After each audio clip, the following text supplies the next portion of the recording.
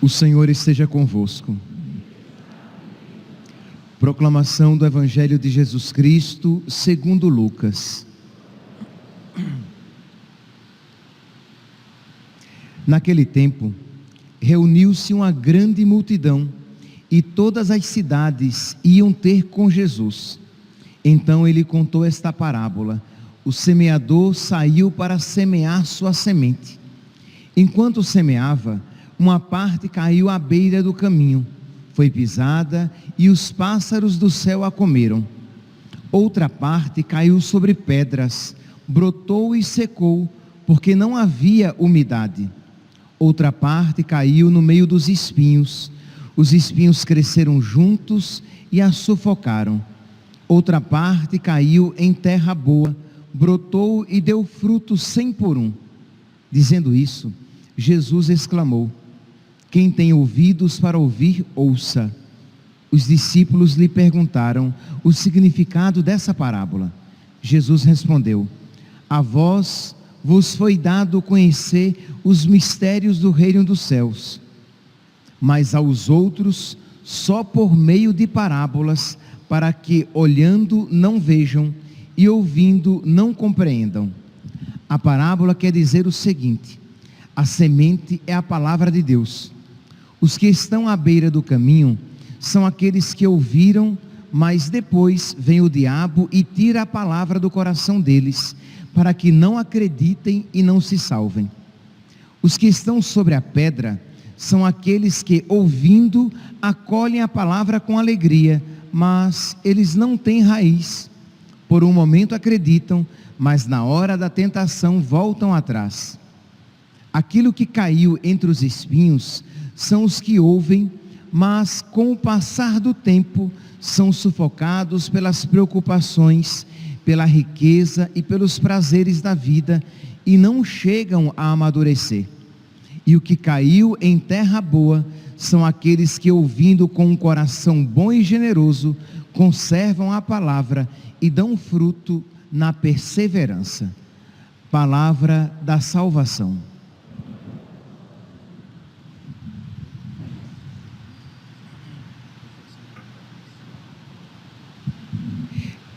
Caríssimos irmãos e irmãs, o Evangelho de hoje é aquele tão conhecido a nós.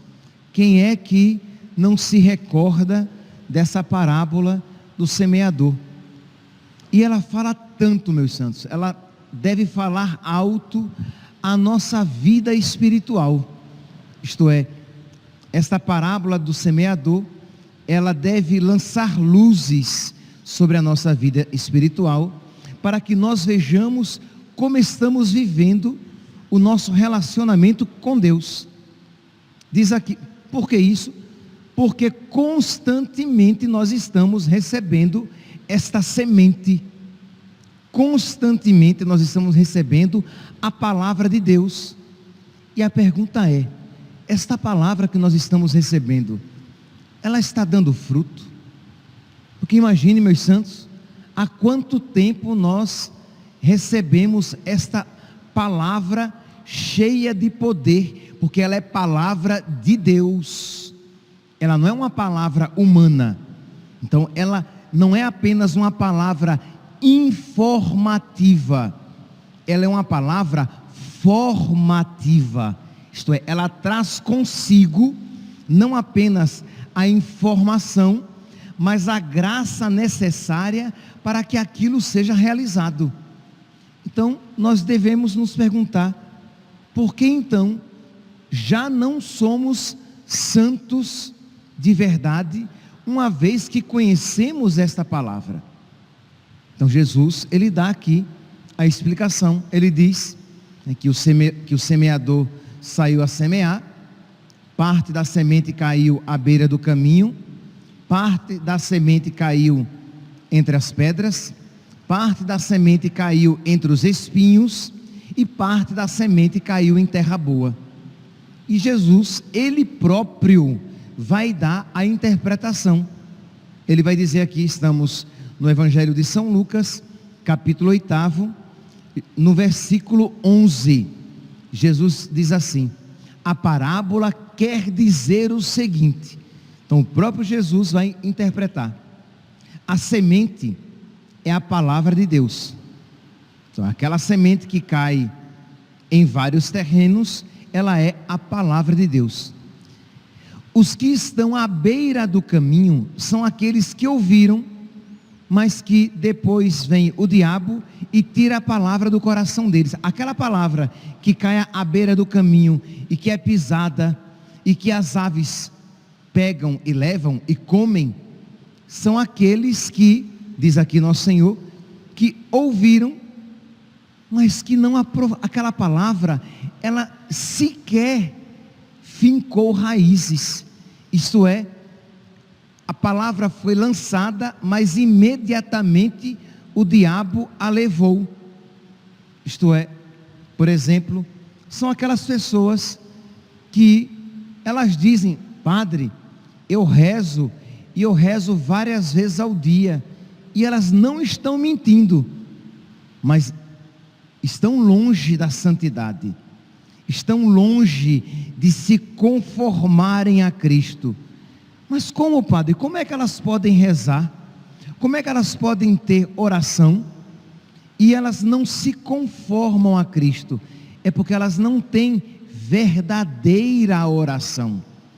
Elas rezam, mas o coração delas não acolhe aquela palavra. Isto é, reza pensando em 1001 coisas, faz a sua oração pensando nos seus afazeres cotidianos, nas outras responsabilidades, rezando rápido, porque quer logo terminar e se livrar de Deus. Já fiz a minha obrigação, já fiz o meu compromisso, estou com a minha consciência tranquila. Então, é claro que uma oração dessa, ela não vai produzir fruto. Por quê? Porque o seu coração não está na oração, o seu coração está em outras realidades. Você vem à missa todos os dias, você ouve a palavra, mas você ouve com ouvidos moucos. Isto é, você está aqui de corpo presente, mas sempre agitado. Por quê? Porque aquietar-se requer um esforço também. Tirando os casos clínicos e patológicos doentios, os casos doentios, você não se interioriza porque você não se esforça, porque silenciar interiormente requer também um esforço, o focar-se em Deus, o colocar o deixar de lado todas as outras coisas e preocupações que clamam a sua atenção, requer um esforço. Mas se isso não for feito, você vem à igreja, o padre é capaz, quer dizer, pode acontecer de terminar a liturgia da palavra e alguém perguntar a você: diga-me com algumas palavras a respeito do que falou a primeira leitura, e você não vai saber, porque a primeira leitura foi proclamada, muito bem proclamada, muito bem lida, e você não se lembra, no máximo, e olhe lá, você vai lembrar que foi a carta de São Paulo a Timóteo, se não, nem isso, porque você estava noutra vibe, você estava noutro mundo, você não estava ali atento. É palavra de Deus, é Deus que vai me falar, e eu preciso estar atento para não perder nenhuma palavra, porque pode ser exatamente naquela palavrinha que não foi, digamos, aproveitada pelo padre na homilia, mas pode ser exatamente aquela palavra por meio da qual Deus quer tocar o meu coração. Porque o padre, por exemplo, hoje eu estou pregando sobre o Evangelho, e se Deus queria falar ao seu coração pela primeira leitura, E se Deus queria falar ao seu coração por meio do salmo, ou se Deus quer falar ao seu coração no ato penitencial, dando-lhe a graça, imagine que graça maravilhosa, da contrição perfeita, quando você diz: Senhor, tem de piedade de nós. Não, você diz no automático, você repete porque todo mundo repete, você está acostumado a repetir.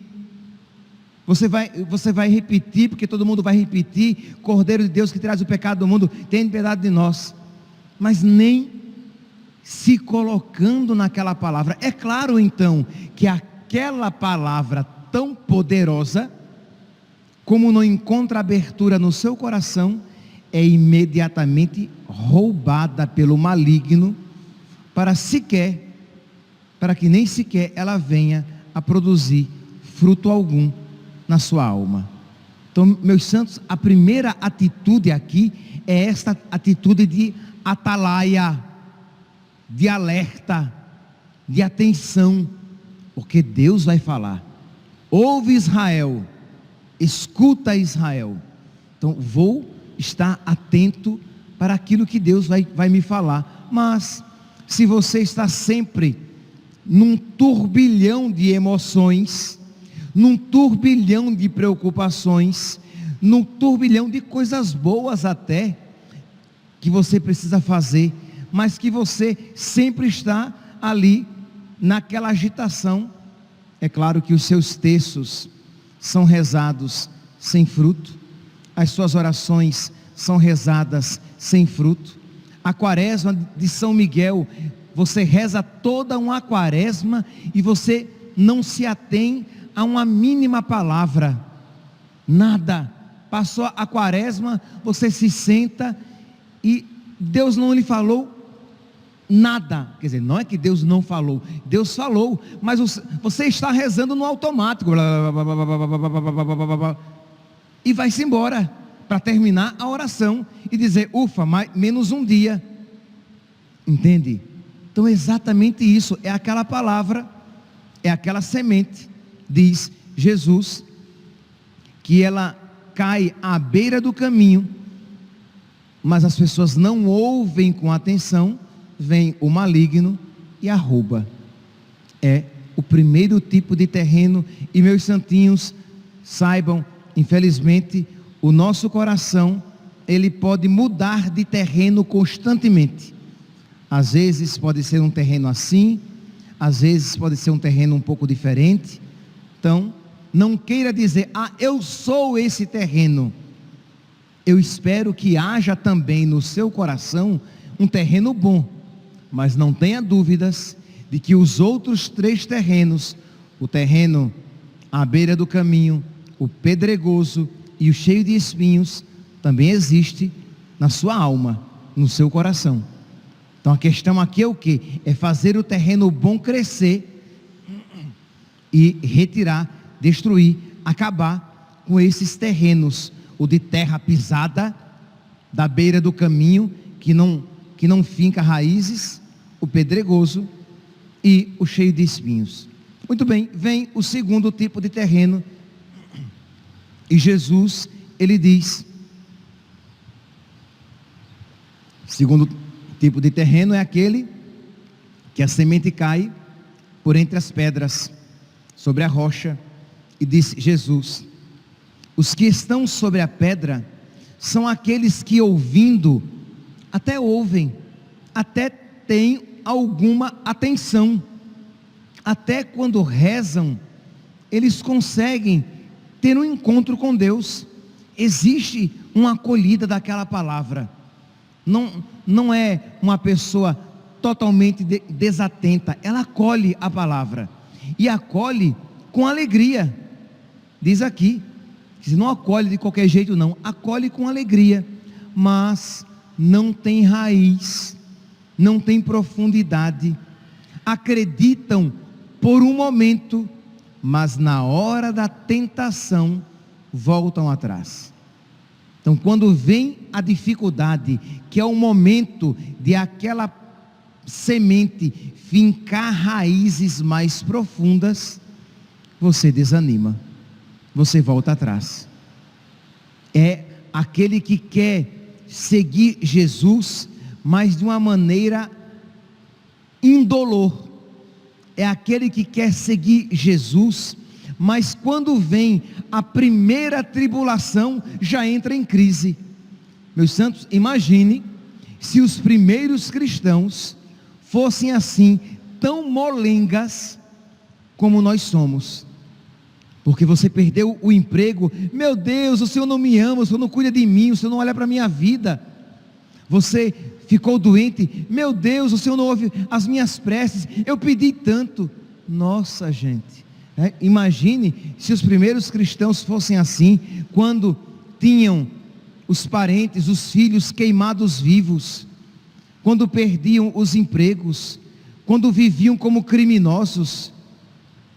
Imagine se eles ficassem nessas crisezinhas cretinas nossas, que com tudo e por tudo a gente perde a fé e já começa a lançar impropérios na face de Deus. Parece que o Senhor não me ama, não sei o que foi que eu fiz para merecer isso, Deus não ouvia as minhas preces.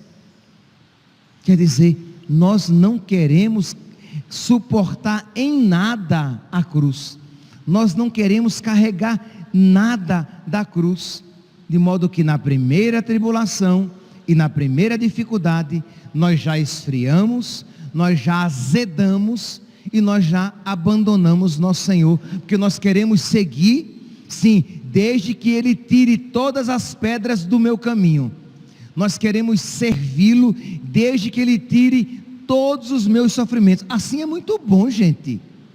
Se servir Jesus, Ele vai me dar uma conta bancária boa, saúde perfeita e uma compensação afetiva, isto é, a pessoa que vai casar, a mulher que vai casar vai ter um marido excelente, ela vai ter todos os filhos que ela desejar ter, a sua gravidez será sempre maravilhosa, não terá dificuldades. Assim é muito bom, entendeu? É melhor do que caderneta de poupança, seria o melhor investimento, ir à igreja aos domingos e não pecar. Ele me daria dinheiro, saúde, ao homem, a mulher bonita, uma mulher boa, uma mulher compreensiva, a mulher daria um marido bonito, um marido bom, um marido carinhoso. Isso não é fé, meus santos, isso é egoísmo. Então nós precisamos pedir a Deus: Senhor, faz-me como os santos, que eles te sigam, que eu te siga mesmo em meio às dificuldades, que mesmo, Senhor, quando as tribulações me visitarem, que essas tribulações sejam ocasião para eu crescer ainda mais no teu amor, porque, Senhor, tu mereces ser amado, mesmo que eu tenha lágrimas no rosto. Tu mereces ser amado, mesmo que no meu coração gritem as dificuldades, que o meu coração grite pelas tribulações da vida. Tu mereces ser amado, Senhor. Terceiro terreno, é o terreno que, enquanto o terreno pedregoso, ele é de momento, ele acolhe e logo depois ele desanima. O terceiro terreno, não. O terceiro terreno, versículo 14, a semente, ela finca raízes, ela até começa a germinar e a crescer. Diz aqui: aquele que caiu entre os espinhos são os que ouvem, mas com o passar do tempo, percebe que já não é mais de momento, esse passou um tempo, eu não sei quanto tempo, 1 ano, 5 anos, 10 anos, 20 anos, não sei. Com o passar do tempo, diz que aquela semente começa a ser sufocada pelas preocupações, pelo desejo das riquezas e pelos prazeres da vida, e não chega a amadurecer. A pessoa tinha até uma vocação, santa, seria uma grande mulher, um grande exemplo de santidade, mas ficou tão preocupada com as seduções do mundo, sentindo-se atraída pelas seduções, tentou conciliar aqui e ali. Percebe que neste caso existe uma certa profundidade, mas não a profundidade suficiente para amadurecer.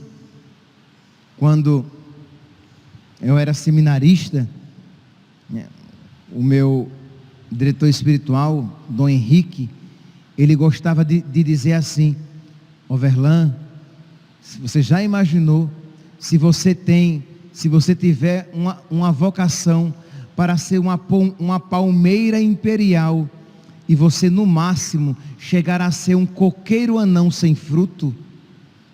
Isto é, você tem uma vocação bonita, mas se você não for generoso, se você não colaborar com a graça, você vai ser um coqueiro anão sem fruto.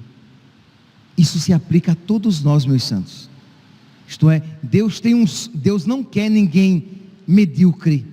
Deus não quer que nós tenhamos um coração xoxinho. Isto é, tá bom, não é um coração seco, ele não está seco, mas ele não desenvolveu todas as suas potencialidades.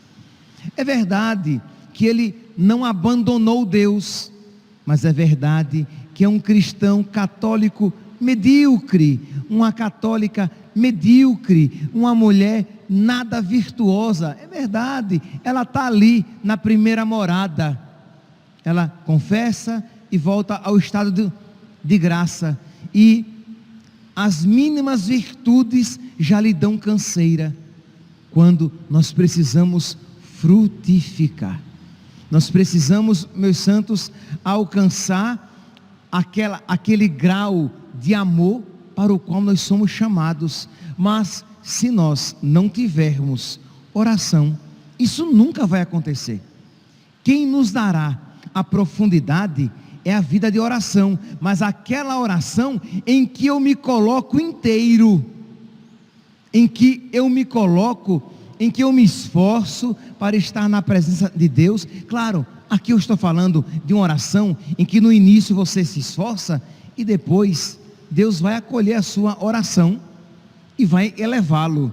Mas haverá momentos, e não serão poucos, em que você precisará se esforçar para se manter na presença de Deus, e será exatamente ali que as suas raízes vão fincando, cada vez mais, se tornando cada vez mais profundas na sua alma, no coração de Deus.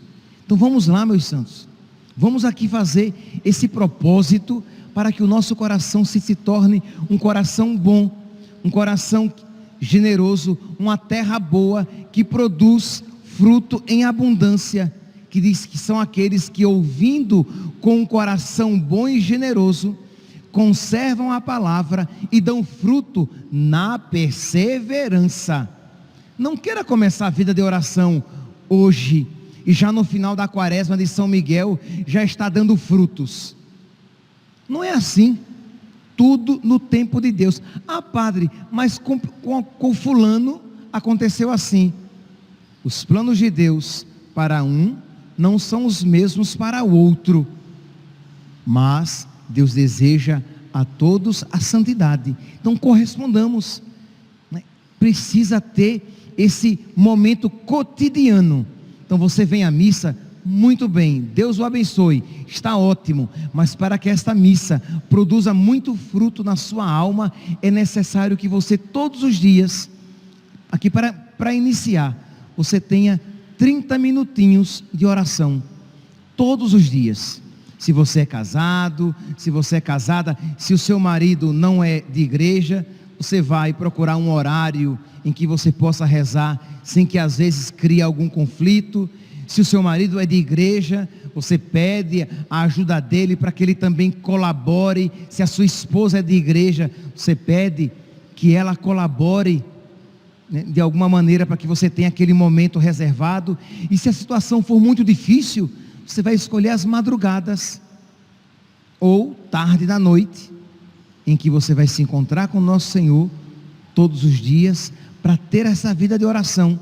E nosso Senhor, tomando você pela mão, levando você de terreno em terreno, tirando você daquele terreno batido, à beira do caminho, passando pelo terreno pedregoso, passando pelo terreno cheio de espinhos, e fazendo de você um homem, uma mulher, com um coração de um terreno bom, que produz muito fruto, um coração generoso, que produz fruto na perseverança. Que a Virgem Maria, meus santos, o melhor terreno que acolheu a palavra de Deus, que ela nos ensine a nós também sermos bons terrenos, para que possamos produzir muitos frutos. Louvado seja nosso Senhor Jesus Cristo, para sempre seja louvado.